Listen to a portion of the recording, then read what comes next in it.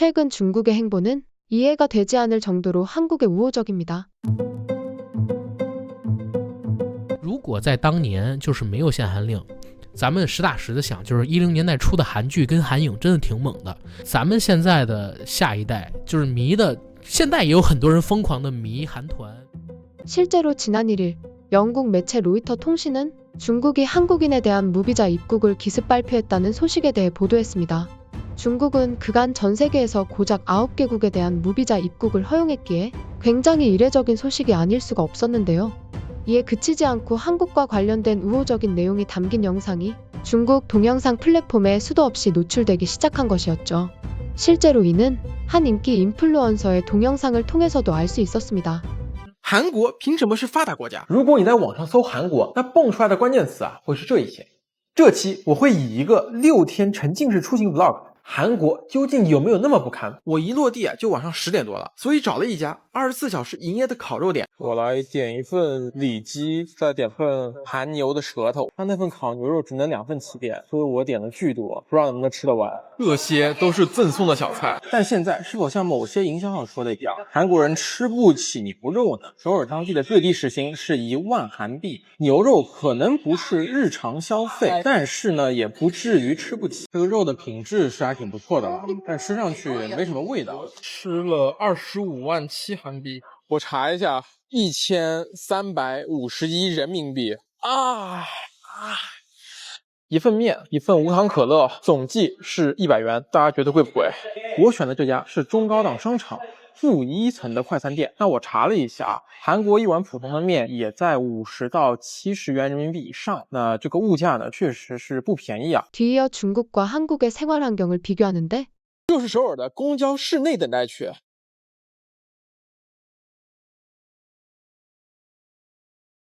심지어는 외국인 인터뷰까지 해가며 한국을 홍보합니다. India? Yes. How do you find Korea so far? Too good. I love Korea. Chinese New Year, people come for spending holiday. Have you been to China?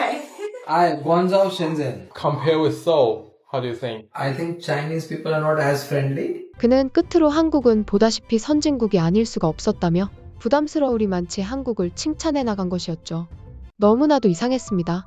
과거 2015년경 사드에 대한 보복성 조치로 한한령이 시행된 직후 한국 영화, 드라마, 예능 등 한국이라는 단어가 들어간 모든 프로그램의 송출은 암묵적으로 금기시 되어 있기 때문이었죠.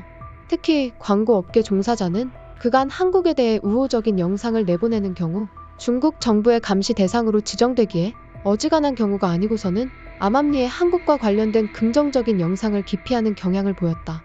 그러나 최근 들어 보이는 움직임은 중국이 어떤 의도를 가진 것임을 직감할 수 있다며 이러한 의혹에 박차를 가하기도 했는데요.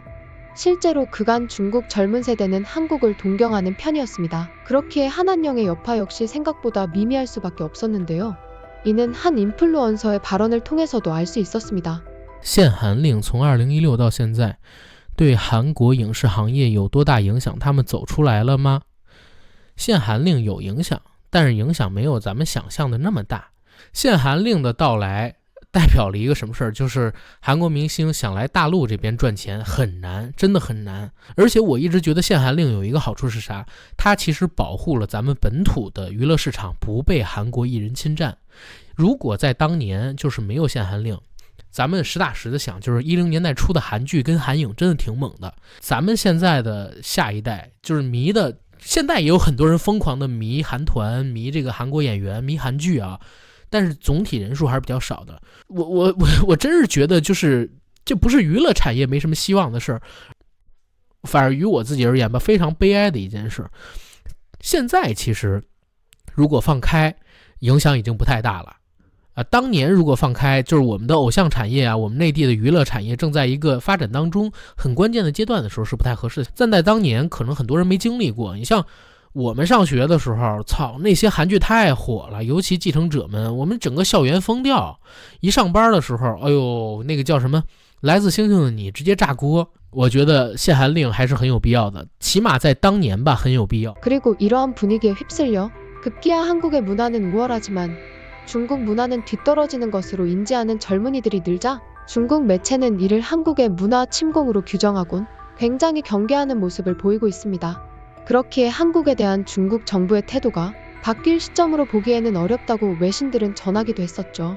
이에 이번 한국에 대한 중국의 제스처가 바뀐 진짜 원인은 무엇으로부터 기인하는가라는 의문이 불거지기도 했는데요. 실제로 한국의 비자 면제가 진행되던 시점, 그리고 수많은 인플루언서들이 한국에 대해 긍정적인 영상을 내놓는다는 점을 종합해볼 때 무언가 숨은 꿍꿍이가 있을 수밖에 없다는 결과가 도출되기에 그들의 진짜 의도를 밝혀내지 못한다면 예상치 못한 방향으로 대한민국 국익에 큰 피해를 끼칠 수도 있다는 보도가 쏟아지고 있기 때문이었습니다.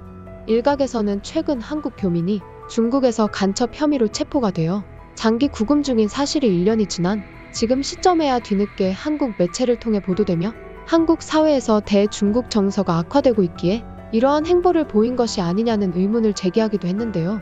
하지만 그간 중국은 한한령 및 대외 정책에 대한 공개적인 발언 등을 고려해볼 때 단 한 번도 한국의 대중 정서에 대해 고려하고 있지 않다는 점을 눈치챌 수 있었는데요. 그렇기에 이러한 추측은 그저 확대 해석일 뿐이었죠.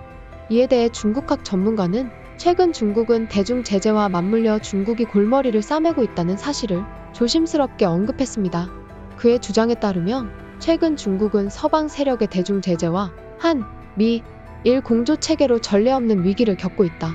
이에 중국은 경제 여건상 그나마 중국과 인접한 한국을 약한 고리로 인식하고 세계국의 체계를 무너뜨리기 위해 비자 면제 카드를 내놓은 것으로 여겨진다. 이번 비자 면제 조치는 향후 오래지 않아 중국이 상호주의를 내걸며 되려 중국에 대해 한국 역시 같은 조치를 취할 것을 요구할 의도로 해석될 여지가 다분하다는 충격적인 주장을 내놓은 것이었죠. 실제로 주중 한국 대사관 대변인 역시 대사관으로 먼저 통보가 오지 않은 것으로 안다며 당혹스러운 모습을 보였기에 이러한 비자 면제 조치가 그저 중국 측의 일방적인 우격다짐으로 진행되었다는 점을 확인시켜주기도 했는데요. 결국 상호주의를 빌미로 한미일 3국의 공조 체계를 타파하여 서방 세력의 대중 제재를 극복할 심산으로 보인다는 점이 확인되기도 했죠. 재미있는 사실은 이러한 중국의 태도 변화에 따른 우리 외교부는 상당히 의외의 모습을 보였다는 것. 한 기자는 해당 소식을 전하며 중국과의 상호 비자 면제를 검토 중에 있느냐는 질문을 하였으나 주중 대사관 고위 관계자는 중국인에 대한 상호 비자 면제 조치와는 무관하게 현재로선 공유할 내용이 없다며 중국을 무안하게 만들기도 했는데요. 상황이 이렇게 흘러가자 다급해진 중국은 황당한 발표를 해버리는데요. 바로 시진핑 중국 국가주석이 내년 한국에서 열리는 APEC를 계기로 방한을 할 예정이라는 기사를 보도한 것이었죠. 그간 시진핑은 10년 넘게 한국을 방문하지 않았습니다. 또한 주한 중국 대사는 3개월 넘게 공석이었는데요. 이처럼 한국에 대해 매우 냉정한 태도를 취하던 그들이 돌연 일방적인 한국 방문 일정을 공개했다는 소식은 확실히 대중 제재를 극복하기 위해서 최소한 한국에 도움이 없어서는 안 된다는 판단을 내린 것으로 여겨지기도 했죠. 중국이 일방적으로 대한민국에 대한 비자 면제를 기습 발표했다는 사실은 아직까지 우리들의 삶에 크게 와닿지 않습니다. 우리가 가지 않으면 되니까요. 하지만 대한민국마저 중국에 대한 비자 면제를 발표한다면 얘기가 달라진다고 할 수 있는데요. 비자 면제로 입국한 중국인들이 경제 활동을 하겠다며 위법으로 장기 체류할 가능성을 감안한다면 절대로 그들에 대한 비자 면제가 검토되어서는 안 된다는 소식 전해드리며 이만 영상 마치도록 하겠습니다. 영상 재미있게 보셨나요? 구독자 10만 명까지 얼마 남지 않았습니다. 구독 한 번씩만 눌러주시면 미소가 번질 것 같습니다. 영상이 별로였다면 따가운 질책을, 재미있으셨다면 가볍게 구독 한번 눌러주시면 더할 나위 없이 기쁠 것 같습니다.